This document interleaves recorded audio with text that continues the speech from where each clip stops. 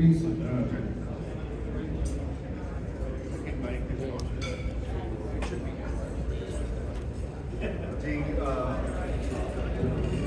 Hello, good morning everyone. May I first request if there are seats here at the front, if you can take those please, Salman and Edis welcome. As Dr. Suhail mentioned, this is our third meeting of the Pakistan Progressive Forum. It is a forum that has been put together by like-minded people, mostly physicians in North America and other professionals who want an alternative voice for Pakistan and Pakistanis to be here in North America. In particular, the idea is how the Pakistani diaspora can make a difference in the United States and bring forth and put forth a different idea and of what being a Pakistani American is, as well as how can we be linked and engaged with our home country, which is beset by a series of multiple crises.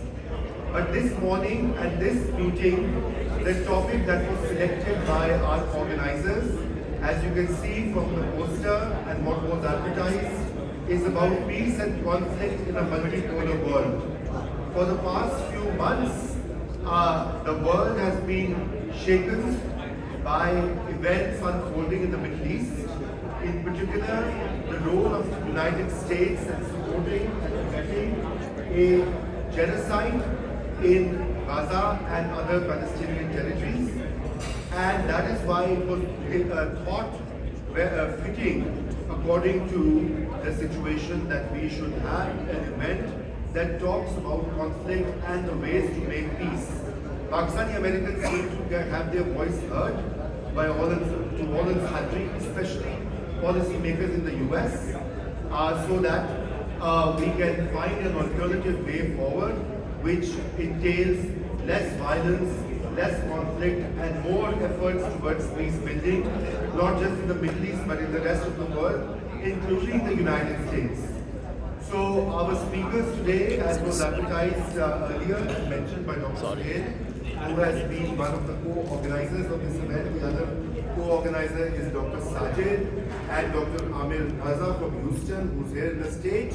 We have Dr. Aisha Hadika, who has flown in from the UK to speak on this subject. We will have Congress Jamal Mohammed coming shortly, and we have a young Pakistani speaker, Amal Ali Jan, who is visiting the US from Pakistan, and he is a politician and an activist from the left. So he's also going to speak at this event. We will also try to make this very interactive. We'll have our speakers talk for a few minutes, and once they're done, then we'll open it up for a Q&A with you, so that more and more participation can be elicited. In particular, you will have a chance to air your thoughts, but also ask questions to our distinguished panelists. I will just start by requesting Dr. Aisha Hadika to open this forum and give her introductory thoughts. I will again ask her in a bit, but some other speakers are done, to make more comments and respond to some of the points made. And after that, we shall of course go on with the Q&A. Let me also add that, Pakistan Progressive Forum, please become a part of it. It is, I haven't really introduced myself. My name is Raza Rumi, and I have been part of the deliberations to set it up and reinvigorate this progressive movement in America. And I also represent a 501c3 public broadcasting network that has been at the forefront of putting together and organizing all the people, as well as putting the message across. So without further ado, let me request Dr. Aisha Hadika, who is a scholar of civil military relations, of international conflict as well as Pakistan and South Asia, where she wears many hats. She is currently a distinguished fellow and at King's College, London, and she has also been affiliated with the SOAS, School of Oriental and African Sciences in the UK, as a scholar in residence. And earlier you may have also seen she's author of two very important books, most notably Military Inc., that looks at the business empire of Pakistan military, and which has been celebrated and acknowledged and recognized all over the world. So, Aisha, over to you.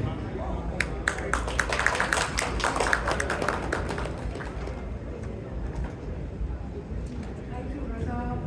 Very difficult to be the first speaker of this. आवाज नहीं आ रही Can you hear me?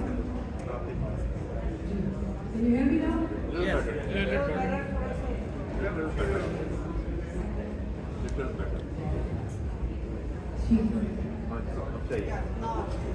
I was saying that it's very difficult to be the first speaker after this afternoon's breakfast. I've titled my talk this morning as "What kind of mistake do we do?" And let me begin by saying that it was very nice. It is very nice to come to the biggest democracy in the world. Until I saw something a bit unfortunate happen just 2 blocks around. We had gone there to have dinner, and as we were coming in and out of the restaurant, saw how police tackled young black teenagers. And there was a temporary curfew and there was a threat.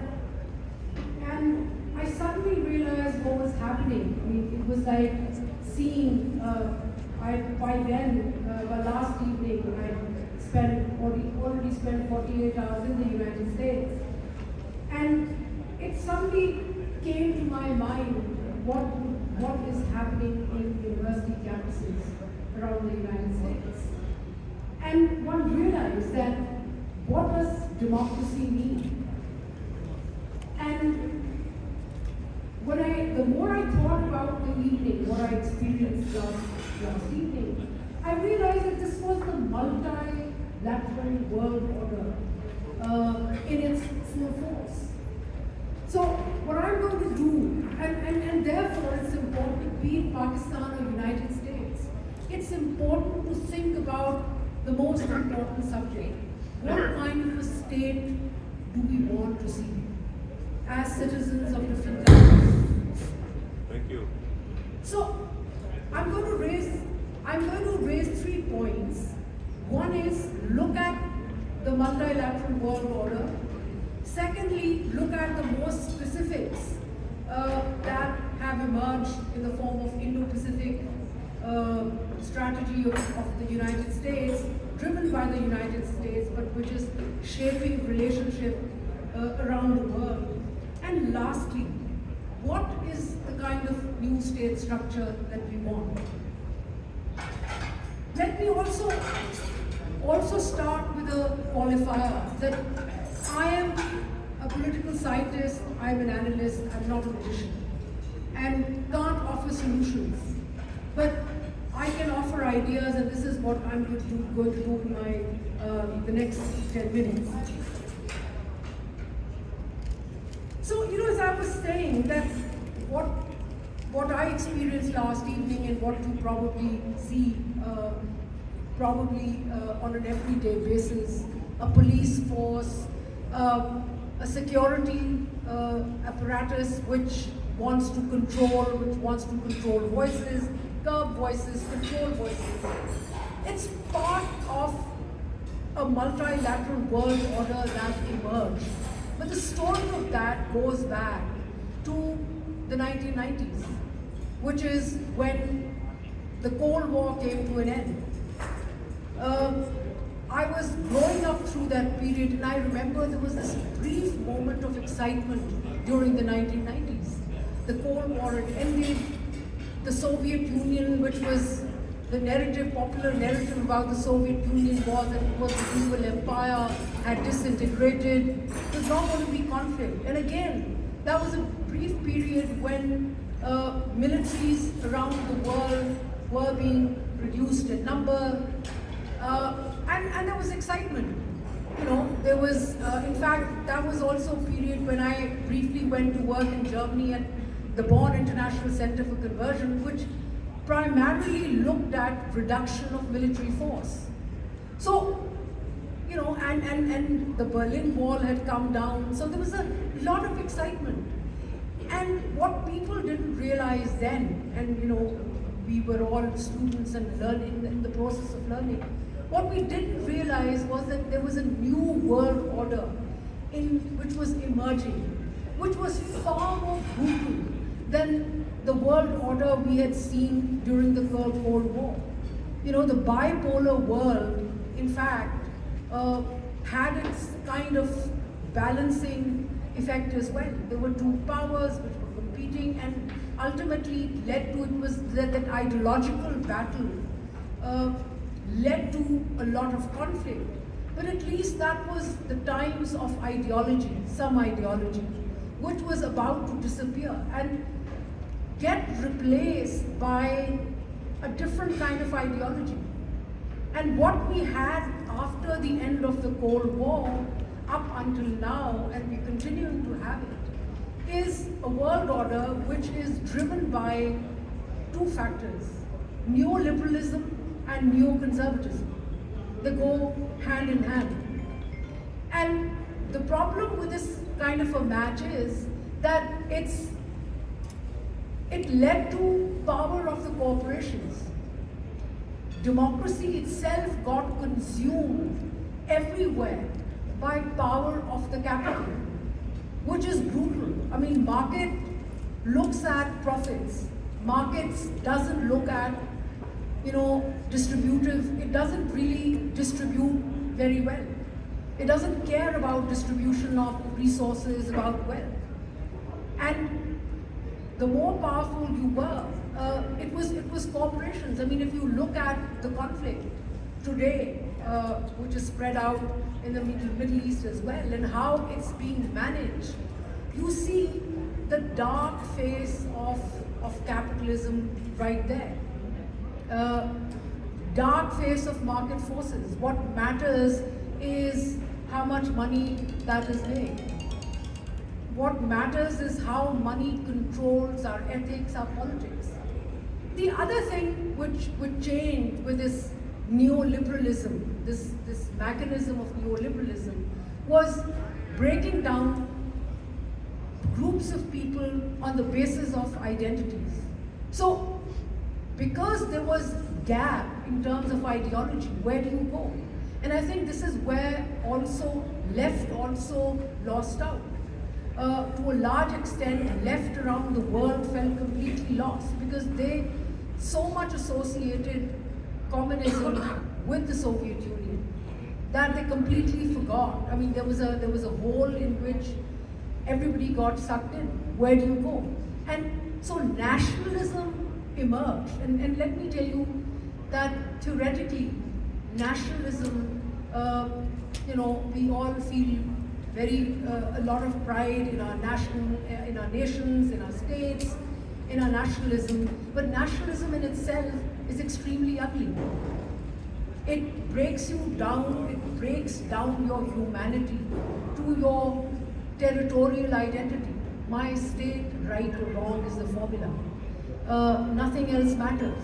And so what we saw in that period happen is nationalism in which your patriotism, your ideas, your humanity was judged on how true you were to the policy of the state, which was not then controlled by you and I. It was controlled everywhere by the ruling elite, which was then controlled by capital. So capitalism has emerged very powerful. And to sharpen up that nationalism, you had another thing emerging which I mentioned earlier, which was neoconservatism. And so our faces have changed. You know, our religious identities have become subsumed into our national identities, and we tend to define the other on the basis of, you know, of our faith as well. And so we saw changing faces of states. I mean, look at what happened next door, in South Asia itself. We saw the change which happened next door in India. I mean, I remember those times when my mother was a novelist, so, you know, I had the benefit when growing up to see a lot of writers come from India to Pakistan. And then the problem would always be that our eyes would always be to the floor. Because with Indians, how could you compete? They were secular and democratic. Our state was not in Pakistan. And yet we saw that right in front, India changed. India changed into a very nationalistic but also a very faith-based kind of a democracy. Now, I don't think that, you know, the project is entirely complete, the battle is still going on, but the thing is that the identity has essentially changed. And India alone is not the only one. We've seen it happen in Myanmar, we've seen it happen in Sri Lanka. The myths that we all used to talk about was that Buddhism is a religion of peace, it's all about peace. And then we saw Buddhism take a very militaristic shape. The problem is not any religion, the problem is when religion gets married to politics of the state. It becomes brutal, it becomes repressive. And that is what has been happening around the world. Of course, there is a different story also happening in Latin America and South America, where they're trying to push back to forces of capitalism. That's another story, which another time for that. And in all of that, this identity-centric politics is what multilateral world order is about. And they're emerging power centers. So it's capitalism, it's military all around, it's power to compete, and the formula that is that in order to make more money, in order to earn profits, you have to have a strong military. So everywhere, countries are acquiring military power, more military strength. Takes me to my second point, which is what is happening in this multilateral world order with the Indo-Pacific strategy. But let me just quickly also highlight one thing, that in this multilateral world order, conflict is also very central to it. New power centers are trying to emerge and kind of exercise not just control, but also exist. So Europe emerged as a bloc. So we have the European Union, we have different agreements that are there, which is there, and as a economic bloc more than a military bloc, but an economic bloc with some kind of significant military power as well, which does not fill the gap which was created by breakdown of the Soviet Union. And so now, at this stage, you have the Indo-Pacific strategies, which has been something which United States pivoted towards starting from 2010-12. So, Obama administration, we have that. Now that formula breaks down the world it's trying to play the multilateral world order according to, formula of bipolarity, which was then during the Cold War between former Soviet Union and the United States. So China is the new threat, has been identified as the new threat, and you have the United States and the world which is being kind of organized around that. So you have centers of power. You have in the Middle East, you have Israel, which is taking care of American interests. Then you have in South Asia, India is being prepped up to take on responsibility, of the American power structure, in support of the American power structure.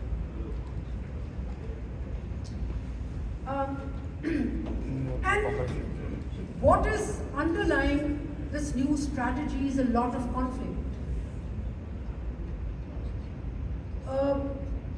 Now, one thing which I would like to, and there's going to be more limited wars. I mean, I don't see huge wars. I don't see a third world war happening, but they're bound to be in this multilateral world order. There's bound to be more conflict. There's going to be more conflict in the societies. People are going to be,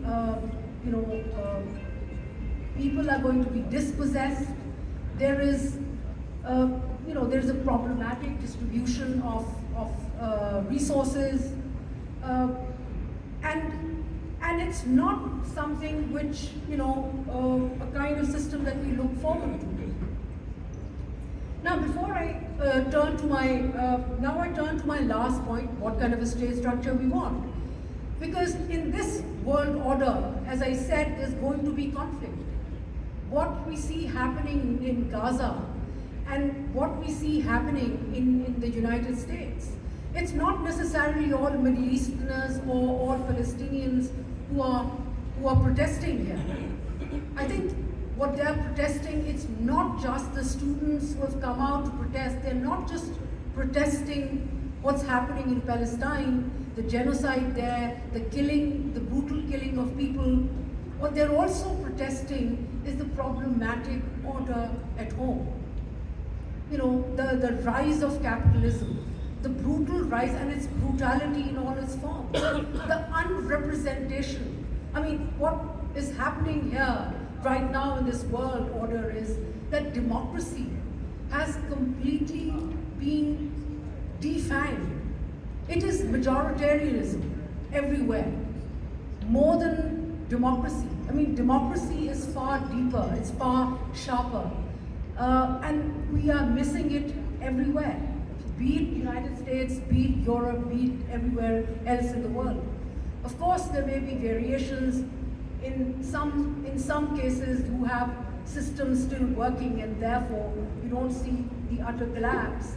But in other places, as I mentioned, India earlier, Pakistan definitely is part of it, where democracies have completely collapsed. And what you have is majoritarianism. But let's not forget that democracy, debarred of democracy, turns into fascism. Electoral democracy has the capacity to turn into fascism when it doesn't kind of recognize voices. Now, as far as, before I turn to my last point, let me point out that China is an interesting model here. Now, China also is acquiring the capacity to kind of turn authoritarian. There's a lot of authoritarianism around the world, in every country that we see. But I think what needs to be recognized and what needs to be taken note of is China and the manner in which they've used the local body system to eradicate or reduce poverty. It's a phenomenal experiment that I think we cannot ignore and that we need to look at. And through poverty reduction, what China has done is produce a middle class, a large middle class. Now, that large middle class is also turning towards consumerism, and then we may run into a problem in China as well, of how, how the system,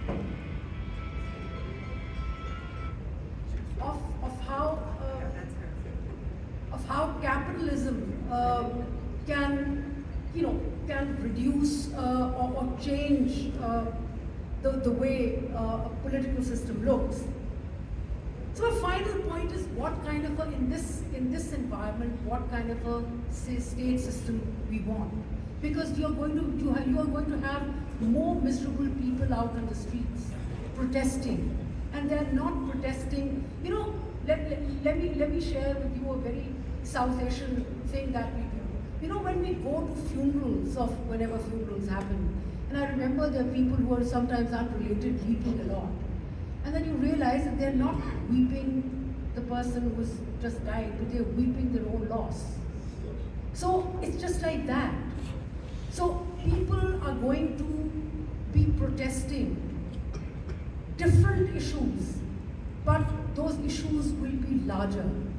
The loss in every society which is being caused by brutal capitalism, creating problems, creating disenfranchised people. That's what people will be protesting. So what is the new state structure we want? We need a state which accommodates diversity.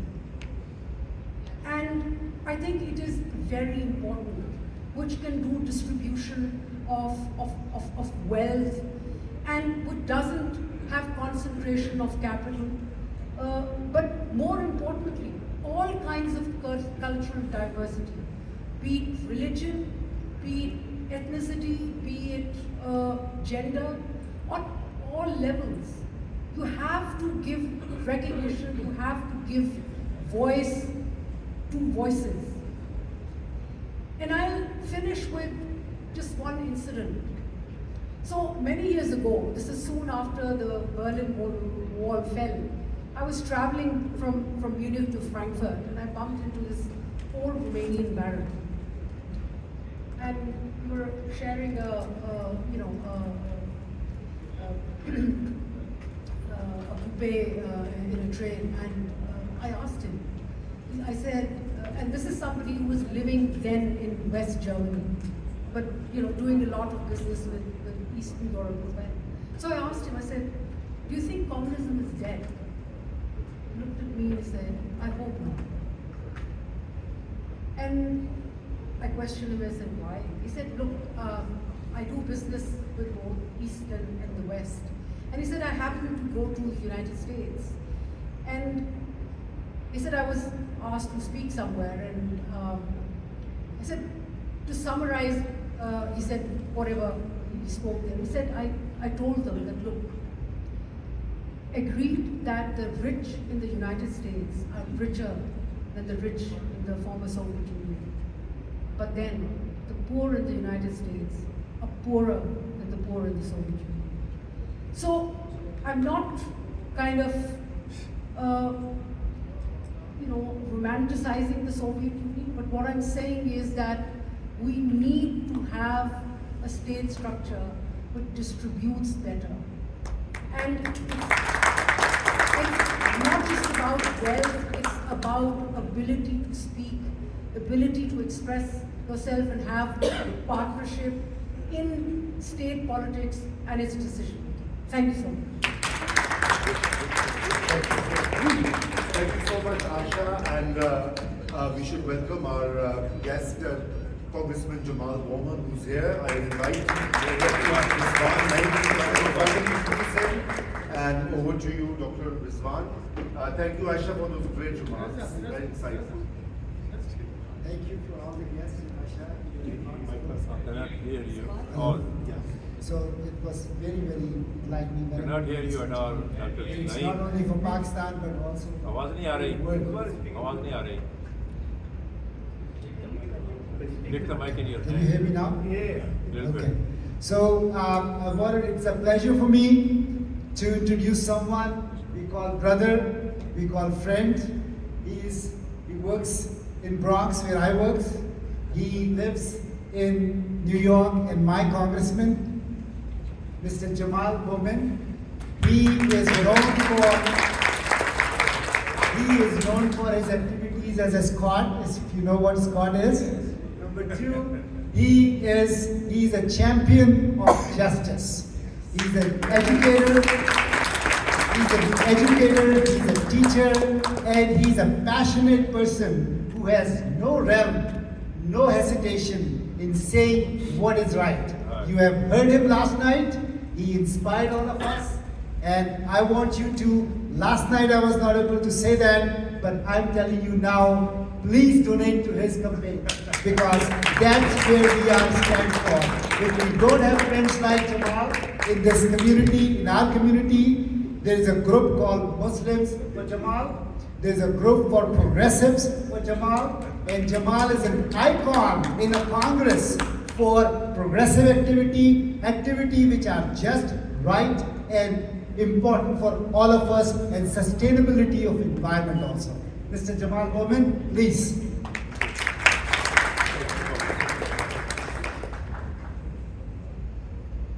Good morning, everyone. Good morning.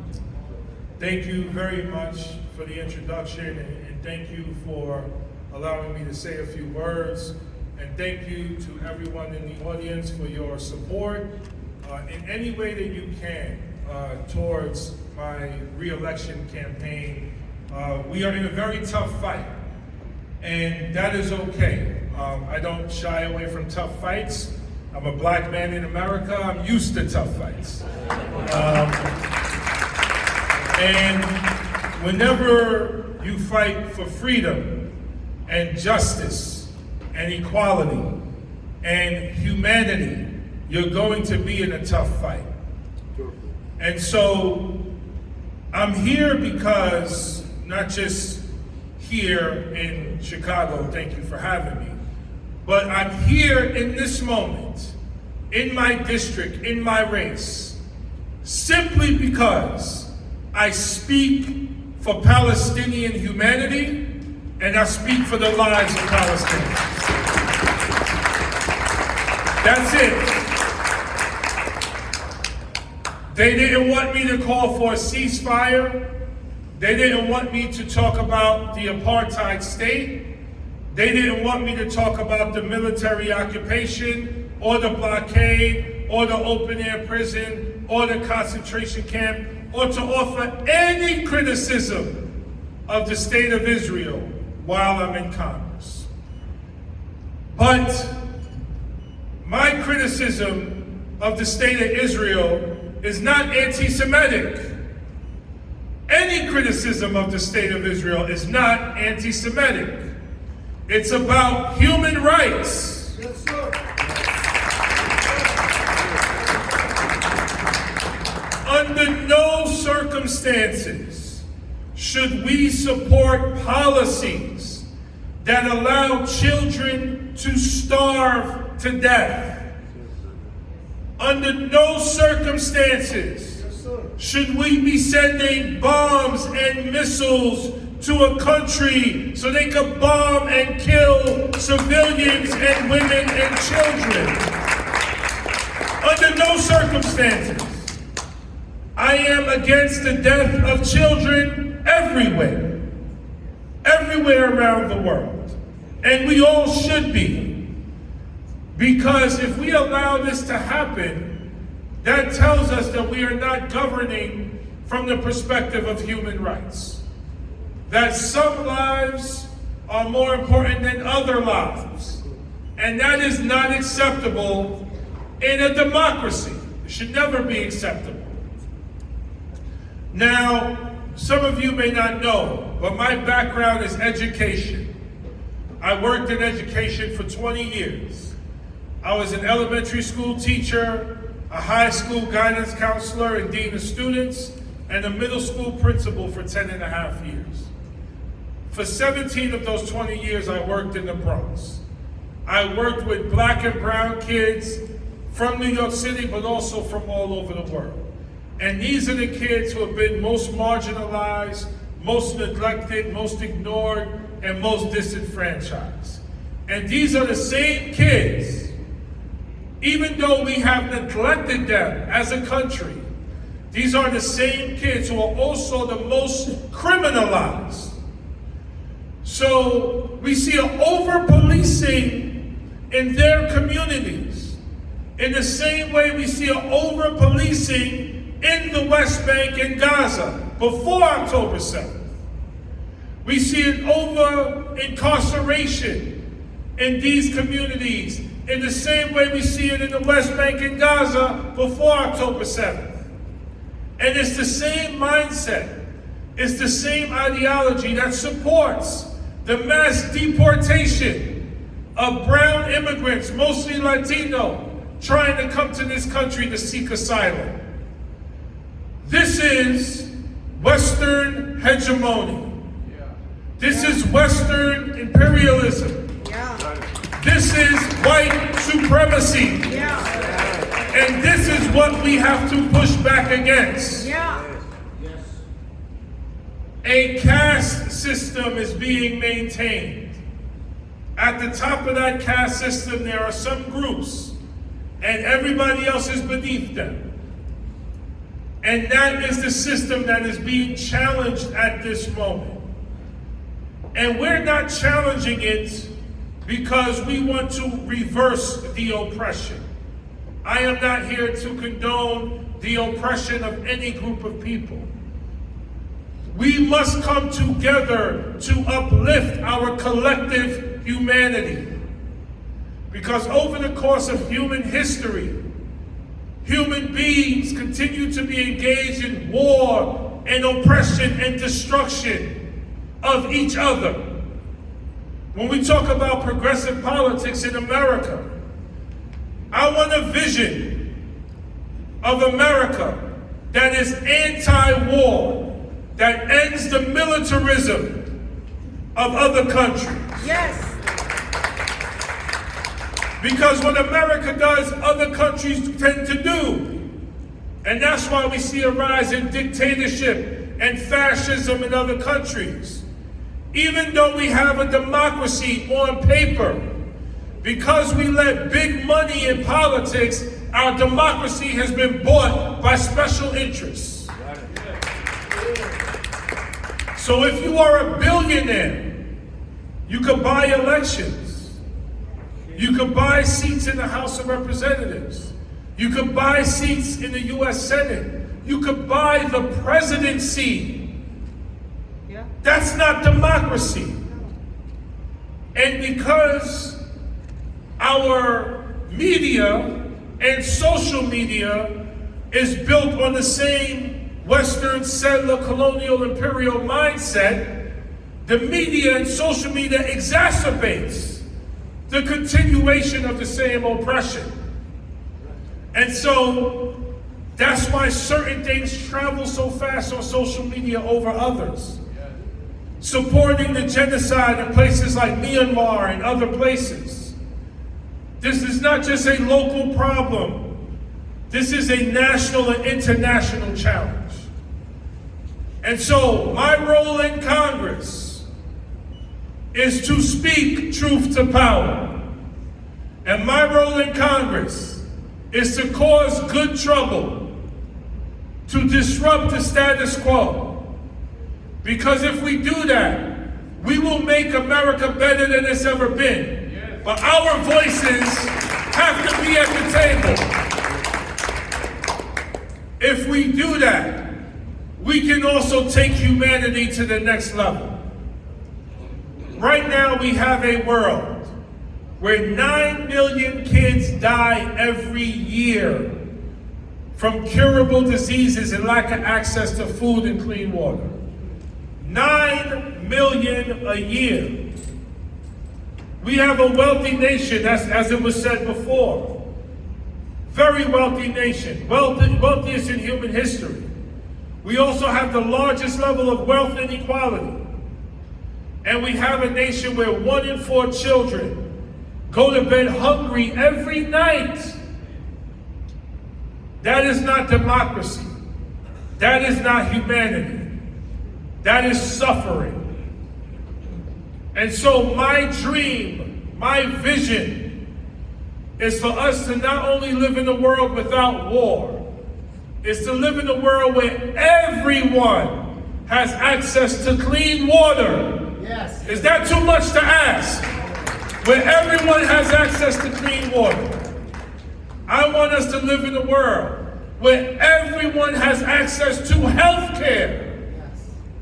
I want us to live in a world where everyone has access to education, safety, security, education, and where we are solving the world's biggest problems like climate change and cancer together. Can we live in a world like this? Yes. Can we build a world like this? Yes. If we don't believe it, it will never happen. And the belief has to come from the people in this room. This whole conference, it's a conference of doctors and people of a high class. We need your expertise, your brilliance, and your resources to help us make America or manifest what America is capable of being. It cannot be status quo. It cannot be business as usual. We need a vision for a new America. Are you ready to build it? Yes. We have to build it together. And I'll close with this. Because of my ideas, because of my thoughts, I am being attacked aggressively by a group called AIPAC. AIPAC cares about one thing: the state of Israel, without consequence, without accountability. That is what AIPAC cares about. They have recruited an opponent who is well-known, well-liked, and viable.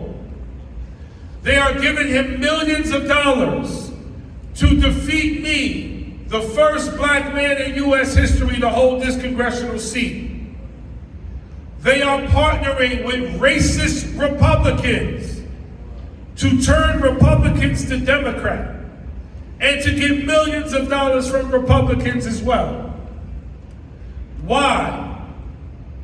Because when we know American history, what happens to people who speak out for justice, especially black men? What happens? They take us out, right? Yeah. They want to take us out, either physically, politically, economically, socially, spiritually. That is American history. Yes.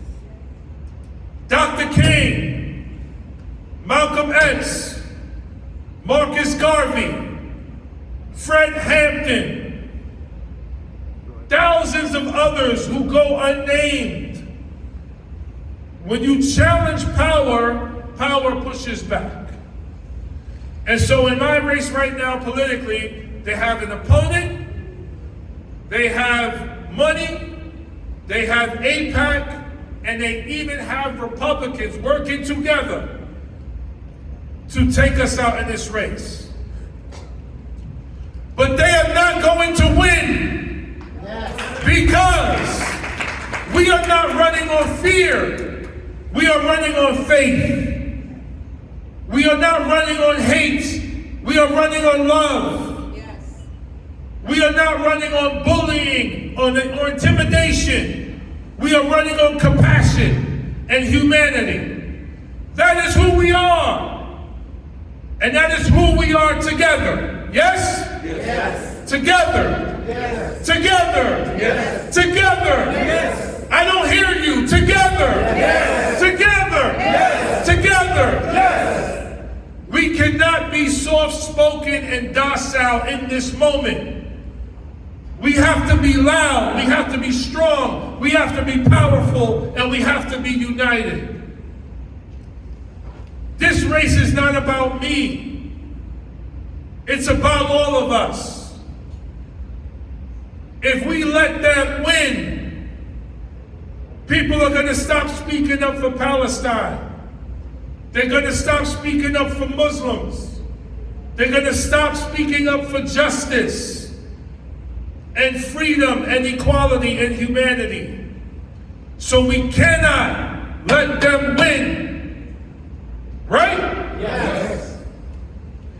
So thank you again for your consideration and your support. I really appreciate it.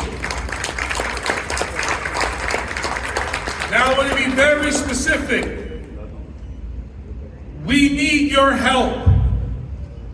We need your help for our campaign. The website, bowmanforcongress.com. Do we have someone that can share that with everyone? bowmanforcongress.com. You can make a contribution on that website. You can also volunteer. We need both.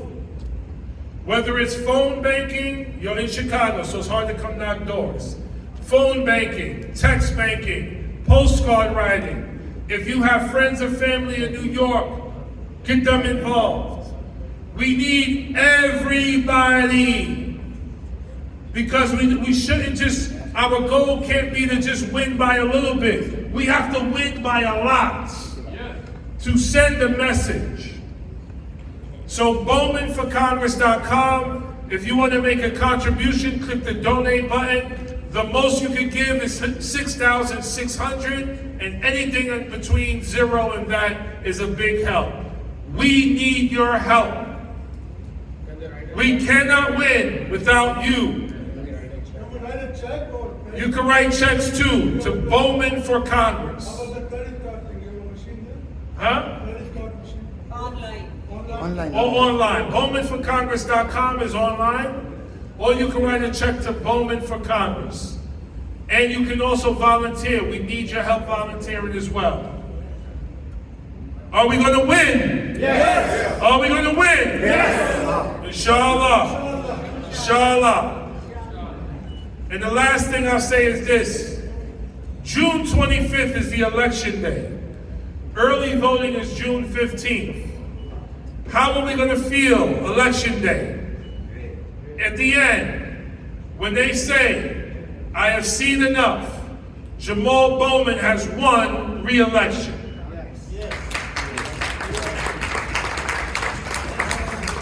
It is up to us to make that happen, because I cannot win alone. I need all of you. So thank you all so much. God bless you. Thank you. Thank you. So this is a time, as Mr. Jamal said, this is not his fight. This is our fight. Right? If I'm a proud Democrat, always been, and many of you, 90% of you are also. But what happened if you just search Jamal Bowman for Congress, the first heading you see is Democratic establishment funded, APAC funded the most powerful politician of New York against him as a primary candidate. That's how scared they are for Jamal Bowman. Not only that, they reached Democratic-led legislature. That's right. Right? So Democratic legislature changed his district to some of the people who are 99% Caucasian American. Right? Like rice in China. And so that is the reason we are coming to you. I pledge another $1,000 for this campaign. And I know there are many among us who have committed to this, and they are committed. So please pledge if you can. Yes. Dr. Phi Committee, again one of your district, New York. $1,000. $1,000 for Dr. Phi you. Committee. And he's my friend, I'll get his money. Go ahead. 500 check. 500 check for Mr. Jamal Bowman. Thank you. So can someone write down the name, please? Phi Committee, Sohail Khan, Amna Buttar. How much, Amna? 500 from Amna. $1,000. आपका नाम? Paracha? Durani. 1,000 from Munir Chaudhary. 1,000 for Munir Chaudhary. 1,000 from me. Dr. Sam, mashallah. You can do more. 2,000. I know you can do more. 1,000 from Naveed. Naveed Zafar, 1,000. 5,000. Yay! $5,000, mashallah. Please stand up. Please do a clap. What a wonderful Jamal represents us. Jamal represents our children. Jamal represents the future of our children. Yes. It's not about New York. It's not about Chicago. It's about our future. If you want to protect our future, we have to support people like him. So, Sam has set up a bar. You can do $100. You can do $50. And more importantly, what Jamal also said. Yes, please, your name. 5,000? 1,000. Tahir, 1,000. So, what I was going to say last thing is this. We will come to you and ask for funding. But you can donate $50, $5, $500, $5,000. Doesn't matter. What matters is people should know. And I'm sure, I'll make sure, and we'll make sure he's going to win. But they will be scared that many Muslims, that many names of Muhammad and Maliks and Khans and so on has supported him. So they will be scared to challenge anyone like him again. And if we don't have someone like him in Congress, we are alone. Yes. So first of all, thank you. I did not expect all of that. So thank you so much for that support. And as it was mentioned, if you can't do 1,000 or 5,000 or 500, but you could do 100 or 50 or 20, whatever you can do is a big help. AIPAC has said they are going to spend $100 million to get me and the squad out of office. They have said this publicly. At least 20 of that is going to go towards my race. The problem is they have money, but they don't have the people, and they don't have humanity. Our challenge is we have the people, but we got to get them out to vote. If our people come out to vote, we are going to win, and we're going to win big. So I want to tell you very specifically where your money's going. We know who we need to win. We need people of color. We need young people. If those two groups come out, we will win big. Your money is going to go towards us hiring a field operation to go knock on doors, to make sure we are connecting directly with voters so they can come out. Because we don't just talk to the people who vote all the time. We talk to everybody. Because they are inspired by us. So even if they never voted in a primary, they're going to come out and vote for us. But we need to hire people to go knock on their doors. And that's what your money is going to go to. It's going to go to us hiring people to knock on doors. So thank you all for everything you've already done. BowmanForCongress.com. If you have checks, please collect the names. This is a big help. And if you can do as little as $10 is great. And if you can volunteer on the website, that's also great too. Because we're going to be calling specifically to the South Asian community, the Pakistani community, the Muslim community. So you being a part of that on the phone is helpful as well. Thank you so much. Thank you, Congressman. So there's a pledge of a check from $500 from Dr. Naeem Qayyum. So more importantly, Amir is around you and he's taking names for whatever you are pledging. I'm sure we have done that. But last thing I want to say is this, it's not only money. Every one of us has someone in New York.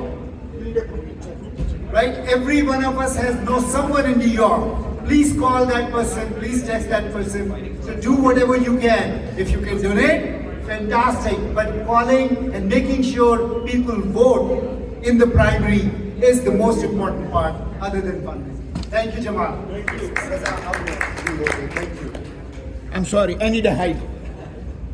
Be careful. No, it's fine. Thank you. So, ladies and gentlemen, there's also a sheet which has been circulated for your names and addresses. Salman has done that. Please put in your email and your phone number so that we have a record of who all are here. So, after this really inspirational speech by Congressman Bowman, who has highlighted not just his commitment to social justice in America, but also internationally to the starving and people under siege in Gaza. Our last speaker is Dr. Amar Ali Jan, who has come all the way from Pakistan to speak. Amar, over to you. Everyone knows you, so I need not go on to your introduction. Sir, can we take a group picture, please? Sir, ये बात में कर लीजिए ना. Congressman, please stand up, please. Everybody stand up, please. Hello, sir. Sir, please. Okay, very. Hello, little bit closer. I need a picture for this is the newspaper picture, please. Sir.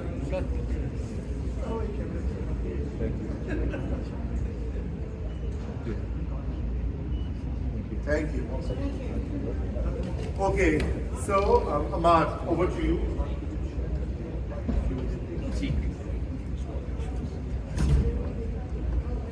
Well, thank you so much to the entire team of Progressive Pakistan Forum, and on behalf of not just the people in the room, but on behalf of many Pakistanis in Pakistan who are helplessly watching the genocide unfold in Gaza, I would like to thank, on behalf of so many Pakistanis who feel that they want to do something for Gazans, that they want to do something to change in Washington, but of course are helpless because Pakistan does not play a major role in global politics.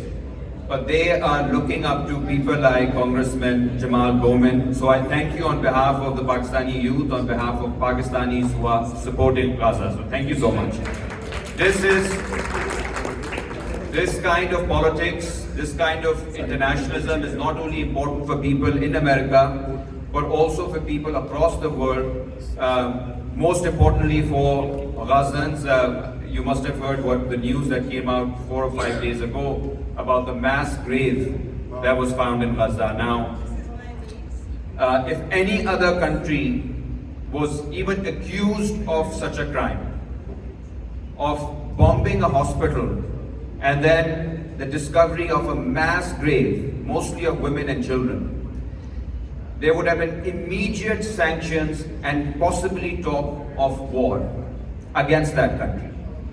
Instead, it is absolutely shameful that after this news came out, the US Congress decided to pass a bill that provided more aid to the apartheid state of Israel. And I thank Congressman Jamal Bowman and his team, who were some of the few people who stood up against this disgusting bill and stood up for the humanity of Gazans. So the history will remember such people, always remembers such people to be on the right side of history and to fight, who fight for humanity in times of universal deceit. I would also like to express solidarity with university students who are in encampments. My own wife is right now at the George Washington University, where they've brought the police in today in the morning. And these are people who are standing up for Gazans, who are standing up for those who are being denied their humanity, whose massacre, genocide is being televised. And instead of encouraging them, it's very unfortunate that these students are being hounded, they're being arrested, they're being suspended. So solidarity to those students as well. I would briefly talk about Pakistan because we've had an internationalist perspective. And as you know, I don't need to go in details, and I've been asked to keep it short. This is a particularly hopeless time in Pakistan, all over the world, but also in Pakistan. People are extremely upset. There's a general feeling, a tendency that there's not much that can be done. Let me share a few statistics with you. Right now, the latest report, poverty report that has come out, it tells us that about poverty rates in Pakistan have reached about 40%. 40% of people are food insecure, which means they are not sure where they will get their next meal from. 40%. Similarly, Congressman Bowman spoke about water issues. In Pakistan, 37% of deaths are due to waterborne diseases. So this is an important fact for doctors as well. Water, which is the source of life, is a sign of death and destruction in Pakistan. So 37% of deaths are due to waterborne diseases. Similarly, we have about 25 million kids, very bright kids, kids who have dreams, desires to do better for themselves and their families, who are unable to go to school because of poverty. And as an activist who's been working with working class communities for the last few years in Lahore and Faisalabad, I've seen what this actually means. It means stories like this one woman that I met who was asking for financial help, and she said, I need help to get my daughter married. At the same time, her husband was dying of a heart disease. And we said, this seems more urgent, so maybe we can do this. She said, no. We've lived our lives and we've accepted that we're going to go. My husband has accepted that. Please help my daughter because her life is yet to begin. These are the kinds of choices where you are forced to let go of your loved ones because of poverty. These are very difficult choices that our people in Pakistan are making at the moment. And what's happening despite this poverty, this absolute destruction of the economic fabric, inflation right now is around 36%.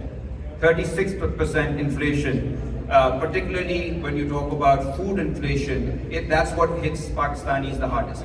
But despite this situation, what are the elites in Pakistan doing? So there's a report that just came out. It was written by Dr. Hafiz Pasha. It's a UNDP report. Hafiz Pasha is an economist, which says that despite the poor economic condition of Pakistan, the elites in Pakistan are giving themselves annual subsidies of $17.4 billion. $17.4 billion. Our finance minister is in DC right now, or was 2-3 days ago, and he's asking IMF for $2 billion. So he's ready to privatize, sell all our national assets, liberalize the energy prices, which means that those in Pakistan, this is one of IMF's major demands, to liberalize energy prices. It means that you actually let the price of energy, electricity go up. Bijli pehli mehengi hai, you make it more expensive. And I've met families, the minimum wage in Pakistan is $120 a month. And the bijli bill that comes every summer is about $90 to $100 for people with one room. So this is a social catastrophe, and Mr. Aurangzeb, the finance minister, is ready to undertake these reforms at the behest of the IMF, but he's not willing to touch the subsidies given to the feudal elites, the corporate elites, to exporters, to importers, to sugar mafias, to land mafias. The $17.4 billion he will not touch. What he will also not touch are the billions in subsidies, and if you've read Dr. Aisha Siddiqa's work, you probably know the billions in subsidies and the billions that we don't even know about that go to the Pakistan military every year. They will not question why is it that for our defense we need defense housing societies. Why is it that for our national security we need Bahariya towns, we need 4G foundation, we need 4G fertilizer? What kind of national security is being promoted by making cereals, 4G cereals? I don't know if you've eaten them, they're not even very good. But the military is doing what kind of service for Pakistan's future is being given when the military is running shadi halls, marriage halls? Nobody will even talk about it. I tried talking about it. I was whisked away from my house at 4 a.m. in a raid. Right now, people are talking about it. Many are in jail. Women have been arrested. Children have been arrested. Families have been harassed. Businesses have been destroyed. Why? Because of a simple question. Why is it that our military is doing everything, politics, economics, media, social media, everything except focusing on the defense of the nation, which is its job. And for asking these innocent questions, people have been picked up. But they have the confidence because they know that the IMF and the US government is willing to stand with them. And I do request Congressman Jamal Bowman to look into the kind of austerity measures that the IMF is imposing upon the people of Pakistan. It is not being done to improve the economy of Pakistan. It's not being done to end poverty in Pakistan. It's not being done to promote education in Pakistan. It's being done to sustain a decadent elite culture which should actually go away and fall apart. So these loans that we're getting, these loans will fuel subsidies for the elites, while when the time comes for repayment, it's ordinary people who will pay through high energy prices, through cuts in education, cuts in healthcare, low funding for climate. Now, you also should remember, and I think it was discussed in the session yesterday as well, Pakistan faced the worst floods in its history in 2022. If something like these floods, this kind of an environmental disaster, this kind of a climate catastrophe will not make our elites change, then I think, if you remember 71, these are the same elites that were ready to give up on more than half of the country rather than share power. Nothing will change their opinion on sharing power, on reducing their own privileges. Our question for our generation, for Pakistanis here and in Pakistan, is whether we are willing to sacrifice the future of millions of Pakistanis for the privileges of a narrow, decadent elite, in which you can include feudals, corporate elites, bureaucrats, judges, and on the top of the pyramid, you of course have the military generals. Whether we're ready to accept this architecture of power, or whether we're ready to fight back. And despite the hopelessness, and this is the one thing where I think we should always remind ourselves, that despite the hopelessness, the people of Pakistan have had an incredible spirit of resistance. We've never had a dictator who's had it easy.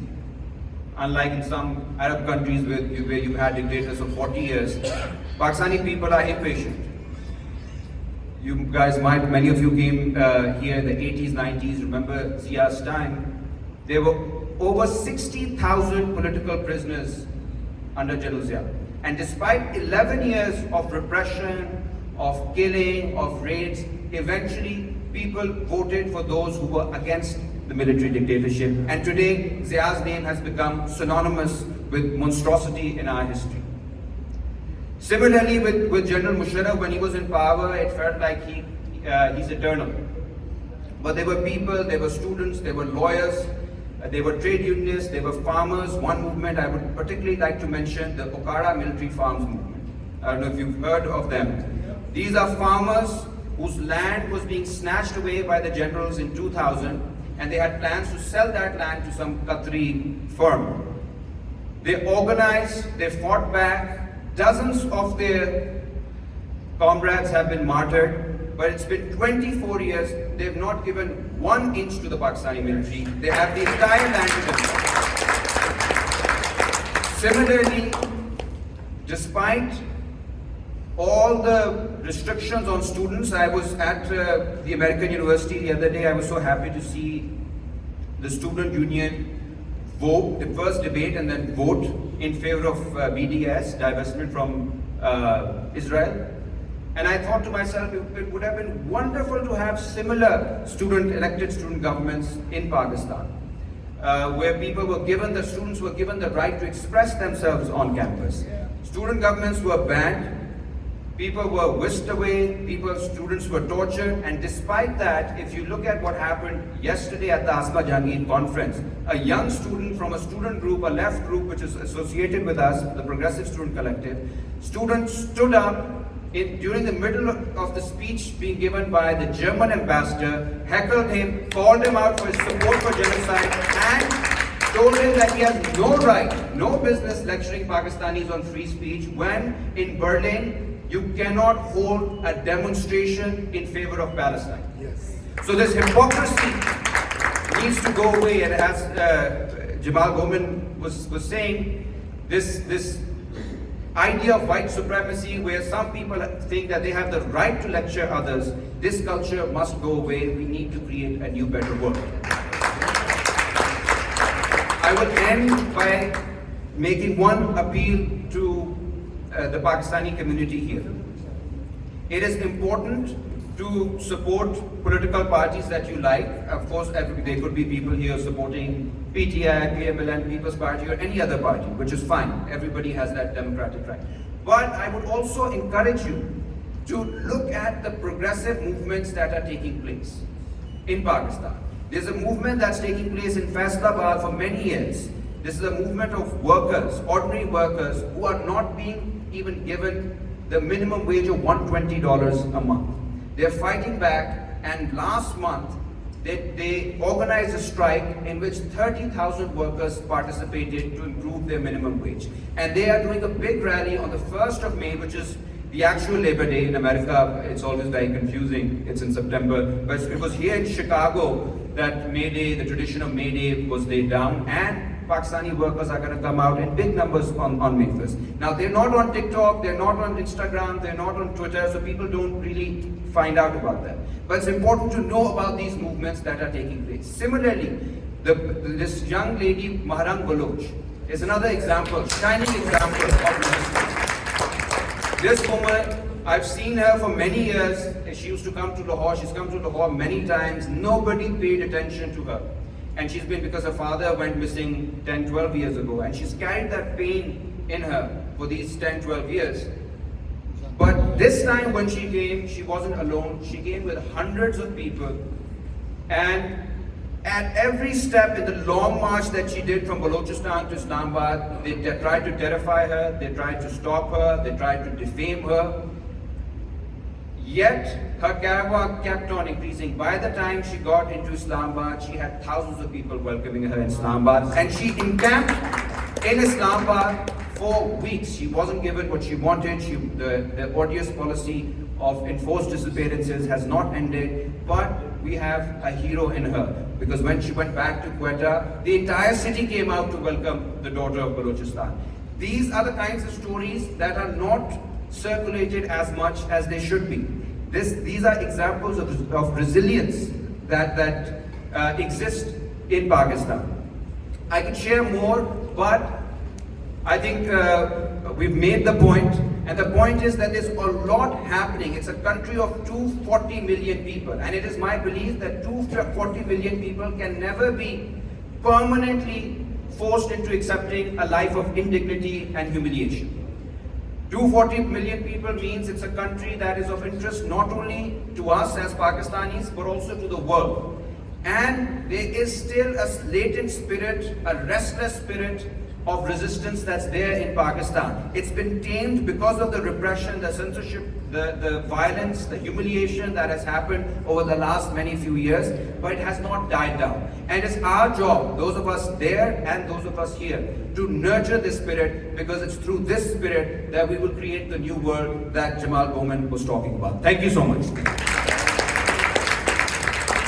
Thank you so much, Amar, for your inspiring remarks. And we now open our forum up for Q&A session, your comments. But before we do that, I would like to invite a few of our friends and organizers who have put together this event. So is Dr. Suhail here? Dr. Suhail, can you come and just in 1 minute talk about the forum? Dr. Suhail has been the key organizer of this event. He's based here in Chicago, and he has spent days and days gathering everyone together. So just keep it to a minute so that we can have some questions, and then I'll ask others. Amna, you next. सबसे पहले thank you very much for everyone. So indebted to all of you for being here, and I really truly appreciate taking the time, especially after the meeting. I know everybody want to go home on a Sunday. It's rare that I have seen so many people gathered. With that being said, the most important message is when we talk about progressives, it means all inclusive.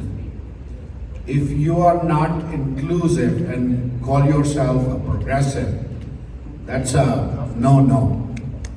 So people from all thought processes, whatever, if they are forward thinking and we can join hands with them in wherever, because the ultimate goal is to help our communities get them better in whatever way and wherever we find coalitions and where we find people that come along and move the agenda forward. That is what it is all about. Thank you very much. Thank you so much. The next speaker is Dr. Amna Buttar, who is also based in Chicago, also one of the co-organizers of this event. Thank you, Amna. Thank you very much for listening and being there, and thank you especially to those who have stayed till the end. You know how it has been feeling, I've been feeling lately, for those of you who have been around, for a while, for all us activists in 80s, 90s, and even before then, Faiz Ahmed Faz's poem, Hum Dekhenge. I was talking to a friend and we talked about that, how that poem used to be our anthem. Hum dekhenge, lazim hai ki hum bhi dekhenge, wo din ke jiska wada hai. But lately, that poem doesn't excite me anymore, because it feels like, when are we gonna ever see?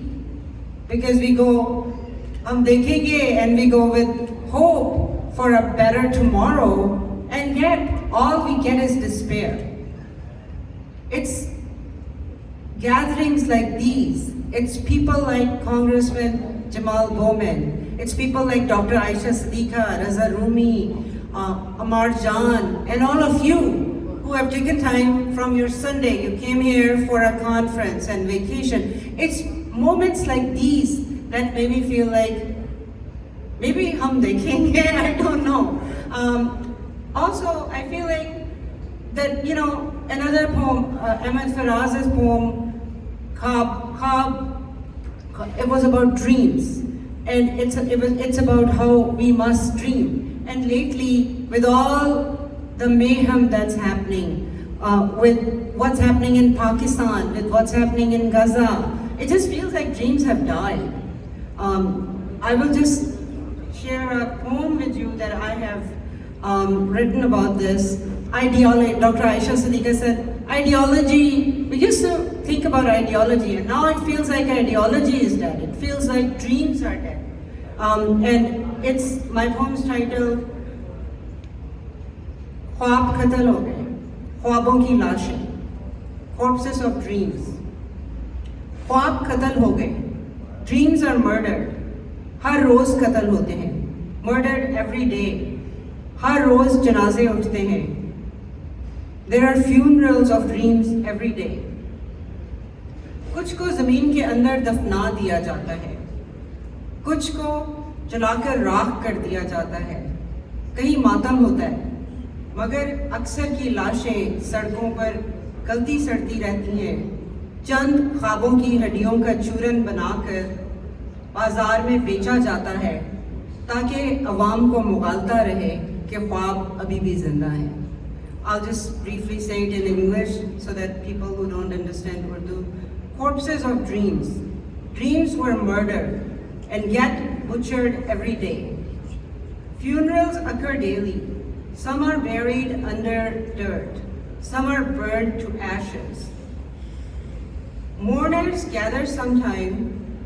Bones of some dreams are crushed into powder and sold on streets so masses can remain under the delusion that dreams are still alive. It is the oppressive regimes that have made us feel like But like I'll say again, that people like you, people like these panelists, speakers, and Congressman Bowman make us feel like hope is still alive.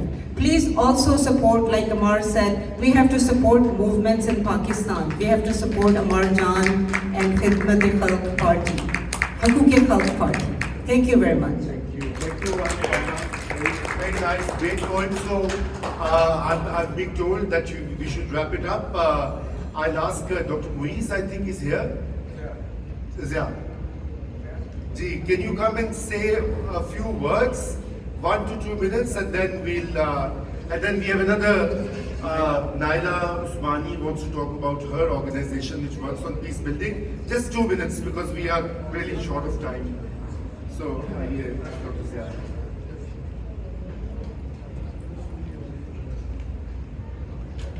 Assalamu alaikum and thank you very much. I will probably take less than 2 minutes. I think the most important thing, as you have heard from every speaker here, is that all of us have got to stand for justice and for peace. And justice and equality for everyone is something that should be not just limited to our words, but in our action as well. And everyone in his capacity, individual capacity, capacity of group, capacity of wherever we are, we've got to do that thing. And anyone who's doing that, you're going to support them. If I can't go and fight the fight, at least I should be able to support the ones who are fighting the fight to make my contribution. And I think in that you already heard Aisha Siddiqui, Raza Rumi and others who are doing the fight in our home country, in our country of birth, and we wish them well. We want to support them, but also in our adopted country where we are, where children are born, like Congressman Jamal Bowman, Ilhan Umar, Cori Bush, and who are being vilified and who are being targeted just because of their support for justice, equality for all, for Palestinians, for Muslims, for the Uyghurs in China, for Muslims in India. They are being done. So all of us need to do that. And by the grace of God, all of us have the resources. All I'm going to say in concluding is that as a physician, I know that what I can do most is even talk to others and donate. And we have the capacity to do that. And I've been fortunate to donate to these campaigns. We have done Jamal Bowman, St. Louis is a small community. We did an event there. We were able to raise $50,000 for him. So do your part. Chicago is much bigger. I mean, there are other campaigns and other, I'm sure, commitment, but please do your part and do that. We need Jamal Bowman in the in the Congress. Thank you very much. Thank you, Jasper. And I'll invite Naila Usmani, who's also a resident of Chicago, a local, and she wants to talk about her organization. Naila, 2 minutes. आपने मेरी organisation कह दिया, मुझे बहुत important चीज़ें कहनी है जो मेरी ऑर्गेनाइजेशन से much more important thing. So thank you so much. आवाज़ नहीं आ रही? आवाज़ आ रही है? मैं अपना रोरिंग मोड में आ जाती हूँ. तो जैसे इन्होंने बताया, मेरा नाम नायला है. मेरी ऑर्गेनाइजेशन का नाम है voice for peace education and prosperity. I am not gonna go into detail because there is a whole list of projects. We don't care about that right now. I am more focused on action oriented items. I took the initiative in my city and a couple of other cities about Palestine, and I just talked to I think one of the physicians here जो अपनी city में है. तो number 1, in your own cities you can lead the initiative for ceasefire. I'm also on the board of Illinois Muslim Political Action Committee. We just did a fundraiser for Jamal Bowman. Next, a very important thing is I formed the very first think tank for Pakistan in USA. When Khalsa was in power, we were going to implement solutions. One solution was already launched, which is the flood tank in Punjab, through the efforts of some of our board members. Very, very important is a petition. So at PSC think tank, there is a petition. अभी हमारा जो think tank है उसमें एक legal reform wing है. उसमें ICC के attorney is part of that legal wing. He has already launched one petition for public. It's been, if you sign it, it's going to go into European Parliament to take this nonsense to the next level. We can start a debate at international level. जब तक इनकी ये funding और इनके गला नहीं हम पकड़ेंगे, through IMF funding और the other funding, ये जो non-profit के through होता है, जिसका Pakistan is a signatory of human rights, nothing will change. So we need to understand the dynamics. We are under a colonial system, and the system is going to change with two things: pressure from outside and the ground effort of youth.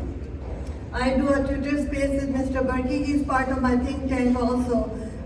So we are very well connected with the youth on the ground in Pakistan. So inshallah that will happen. And what else I just want to... Yeah, I want to say that there is no room for people of faith to be despair. Islam mein mayusi kufr hai. We have a young guy sitting here. We have, I can tell you, we have unbelievable nation that came out to vote. So let's have a big round of applause for the best people on earth, people of Pakistan. So let's do that. They came out. We had 80-year-old woman who was on Charpai, and people were holding her. She came out to vote. She couldn't even get up. We really applaud our social media team. I'm the strategy person. So I behind the scene designed the strategy that have made us possible, not just me, but other people, to launch the successful election. There is a Netflix movie. उनके दिमाग में नहीं आ रहा है कि इन लोगों ने ये revolution लेकर कैसे आ गए. Social media revolution didn't just happen. We were training people ahead of time. So the strategy that I had was train the people, because we anticipated the phone will be down, internet will be down. So we had thousands of people training from not just America, all across the world. कि आपको क्या रखना है अपने purse के अंदर. The social media app that was WhatsApp app that was launched that didn't require internet. But anyways, मैं यहाँ पर end करती हूँ क्योंकि इन्होंने अभी मुड़ के मेरी तरफ देखा है बड़ी मोहब्बत से. तो आप लोगों के साथ एक नारा तो बनता है, पाकिस्तान जिंदाबाद, पाकिस्तान जिंदाबाद. Thank you. Thank you, thank you. बहुत शुक्रिया. We are now so. जी प्लीज गो हेड. आ जाइए कितनी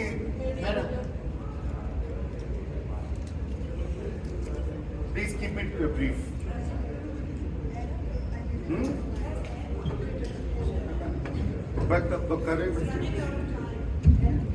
Hello, my name is Farhad, and I just want to make an appeal.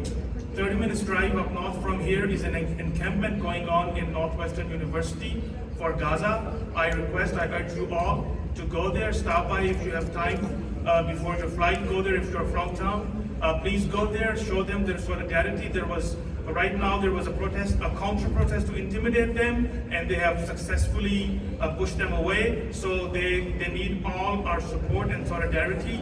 And I request you all to please go, stop by and show. Thank you. Thank you, Farhad. Very great. I wish I was Spain, I would have come with you. So before, I just want to also attention everyone.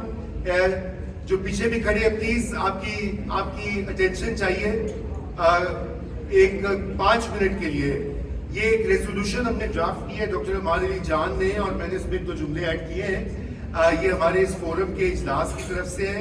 If you all agree with this, तो फिर ये we'll put it out and give it to media. And it is basically that the Pakistan Progressive Forum, attention please, Amir. Pakistan Progressive Forum condemns the brutal genocidal violence being carried out in Gaza. We are appalled at the support being given to this genocide by the US administration. We call upon the US government to end its shameful role in the catastrophe unfolding in Gaza and demand an immediate ceasefire. We fully condemn anti-Semitism, but reiterate that criticizing Israeli military action is not anti-Semitism. We also express full solidarity with students who are leading encampments for Gaza on different campuses. We salute their courage in openly calling out the complicity of their government in the horrific genocide underway in Gaza. Could you add, One by one. could you Just add to, Israeli government and Zionism? Okay. Zionism is ठीक है जी. anti-Zionism. Suhail? Approve. Thank you. Sir कह रहे हैं कि permanent ceasefire Permanent ceasefire. Okay.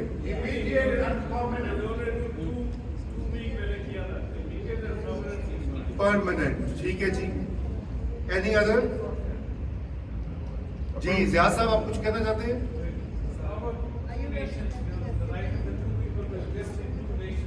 एक to nation theory ने पहले मुद्दा बिठा दिया है. One nation. Human.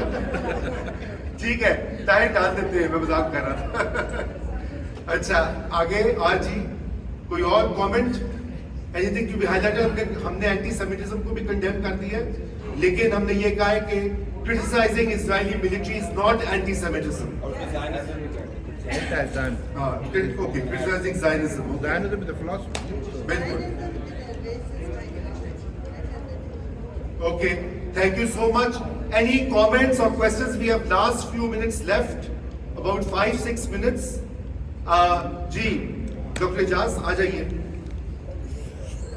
But मेरे just एक मिनट का जी comment. जी कहीं आप आइए, दूर से तो कुछ बोलें. जैसे हम कहते हैं कि ये 7 अक्टूबर was not the beginning. Similarly, Pakistan में ये फरवरी की जो इलेक्शन हुई थी ना, that was not the beginning. And unfortunately, our elite, not in Pakistan, here in America, the diaspora, Pakistani physician, they've been part, historically, Apna has been supporters of military. And now, this has changed slightly because it's a person specific. If that person, उसकी deal हो जाएगी फौज के साथ, फिर फौज जिंदा पहुंच जाएगी. पाकिस्तान में 47 से जुल्म हो रहे हैं. ये हमारी लीड जहां पे सो रही थी, हमारे लीड के लीडर साहिबान सो रहे थे, उनको सपोर्ट कर रहे थे. अब उनके पूंछ पे लात आई है ना, इसलिए उठ गए. So they are not on strike. Wake up. Recognize our enemies, elite. I'm sorry.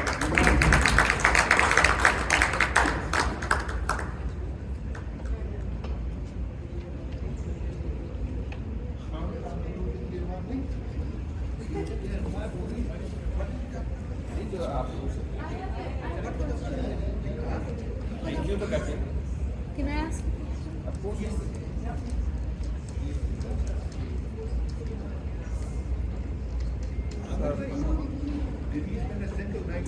Hello, my name is Madia Sayed. I'm a physician.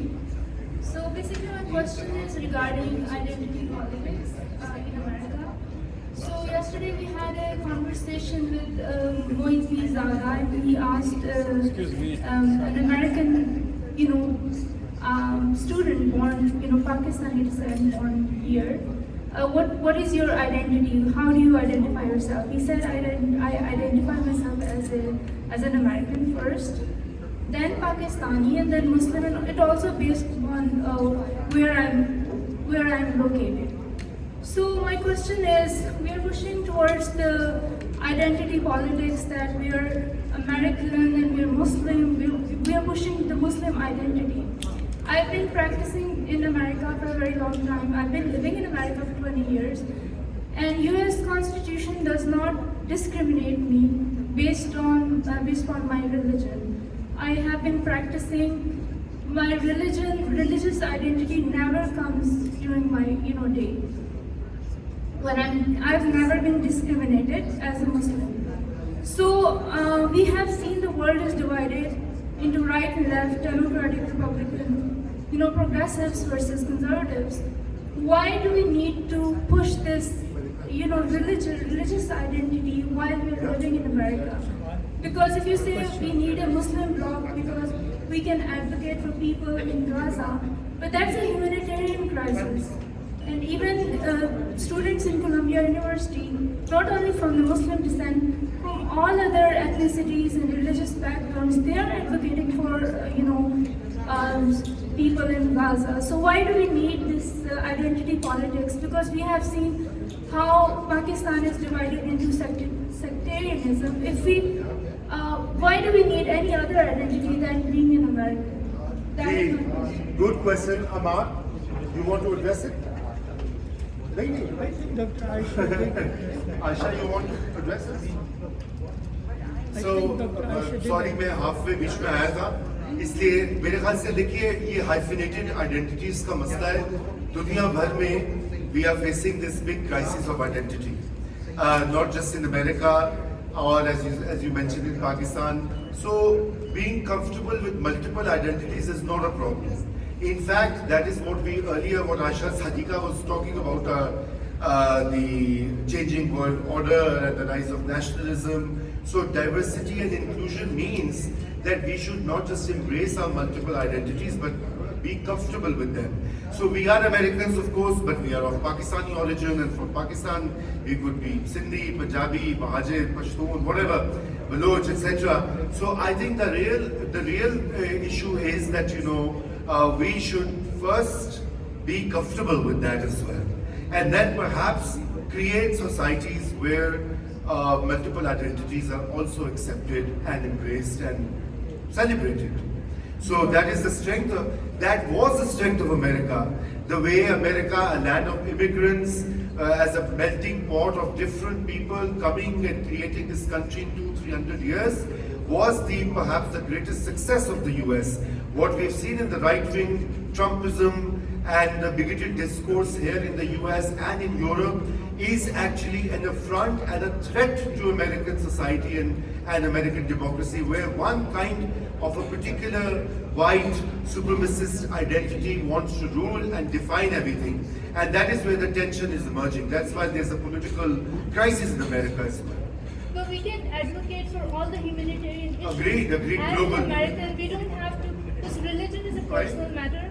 We don't have to, as an American, I can raise my voice for anybody who is suppressed in the world. I don't have to. And religion is a personal Religion matter. is totally personal. Absolutely, we have to advocate. And Pakistan Progressive Forum is a forum that expressly says that all societies, including the Pakistani one, should be a secular, place where religious identity, religious matters are totally personal, people's choices, and the state and the society should have nothing to do with that. That is our very clear position in our mission statement, in what we are talking about. We cannot have a sensible, sane, healthy society if it's not a secular one. Because if we push that we are Muslim identity, then we are leading towards which sector is Islam. But then we are making America the same. But I will, so Muslim identity का थोड़ा सा ये भी बात है कि देखिए the problem is that Muslim identity functions at multiple levels. The first level that we understand, because we come from Pakistan, most of us, is the religious identity. But here it's also a community and a cultural identity. So the fact that we have different names with Muhammad, Malik, Ali, or whatever, or that we have our cultural festivities or events, they define our cultural communal presence as well. And in the face of the growing targeting of Muslims since 9/11, because in the United States, Islamophobia or Muslimophobia, as some people call it, is also a reality. So, there are horror stories in the way FBI put up a whole surveillance system on Muslims in America after 9/11, especially New York, New Jersey. Trump still lies. He says that Muslims were dancing on the streets when 9/11 buildings were going down. He fuels this hatred towards Muslims. And then we saw that Islamophobia traveled across Europe as well. And now Islamophobia is merged with the very unfortunate trends, historical trends of racism in America. Because there is a whole history of racial segregation, enslavement, racial oppression in America, which keeps on reviving itself in different manners. Now, they ended segregation in 1960s, but now the mass incarceration in the United States has world's largest prison population, 2.2 million people. No other country beats this record. And more than half of those inmates are people of color. They are brown, they are black, they are Muslims, they are, and white people are less. And then once they come out of prison, there's a lawyer called Michelle Alexander who's written a great book called The New Jim Crow. It's a celebrated book. And when the felons come out, they have different laws for whites and non-white people. So a black person who leaves the prison cannot get a job because he's a felon, cannot vote in most states, yani voting rights are taken away, cannot get food stamps or social security.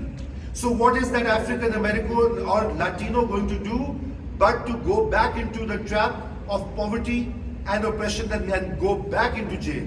So that is the problem also. The Muslim, when we use in America, I was also averse to it, like you. When I came here, I said, I'm a secular person, I don't know how to do anything to do with this whole, Sunni, Shia, Muslim, whatever. But I realized living in America, it's my 10th, 11th year now, I realized that, racism is such an everyday reality. And now Muslims are also a target of that racist onslaught. Now what is happening in Gaza, these young kids who are protesting are being brutalized, are being attacked on campuses, and they're being called. My own daughter, who studies at an Ivy League university, has been called a terrorist thrice. And she said, why? And she said, you have Ahmad in your name. So that's an everyday, a young person faces this. Now most of us here, in fact all of us here, are privileged people. We are, most सारे तो medical practitioners बैठे हैं जो इस माशरे की elite है, cream de la cream है. मगर ask people who drive cabs in New Jersey or in Houston. Ask people who have small businesses, who live on social security, whether they are Muslims or whether they are Latinos or African Americans. Their lives are totally different from what we experience on a day-to-day basis. So it is that particular angle where our mobilizing and protecting the rights of certain communities becomes an imperative, and Muslim identity is one of those. Sorry, Suhail, I was triggered. Ji, farmaiye. Khatam kare? We have to leave this place. So we have last 5 minutes left. Resolution is passed. I also welcome Abbas, who's a resident of Chicago. He's been really helpful and supportive, and he wants to be part of the forum going forward. Please welcome him. Farhad, we've already heard, an activist and encampment guru. So welcome to the forum. Please, Salman, who has come from Minnesota, has helped us put all these standees, and also he is building our website, which is ready actually. We just have to populate it. So we will have a particular website and an emailing list and a newsletter that will go out and keep you all informed. And I also welcome Azam Sahab and Ruby Appa they're my old friends from Lahore. They've also moved to Chicago, and thank you for being here. And also Meher, Dr. Meher, who's here. She runs a non-profit on gender rights and equality. She's also becoming part of the forum, and I hope that wherever we organize next, you join us, Meher and Ruby Appa and Amjad Bhai and Abbas and others. And thank you, Dr. Asha, for coming all the way from UK. Please give her a big hand. She's been talking non-stop since yesterday. And Dr. Amar Ali Jan, who has also come from Pakistan, but en route from DC. Dr. Amir Raza, who has not spoken despite my urging him to, but thank you, Dr. Amir, for being a very, very important pillar of this forum, for activating everyone, mobilizing, reminding, bringing people together, organizing. That is how people have, mobilized for rights and their entitlements. And I think if we do that, we can create an alternative future for Pakistani Americans, but also an alternative vision for Pakistan, because we need to move away from either cults or religious identities and have a more progressive idea of who we are. So with that, we shall call an end to this meeting. Thank you so much once again.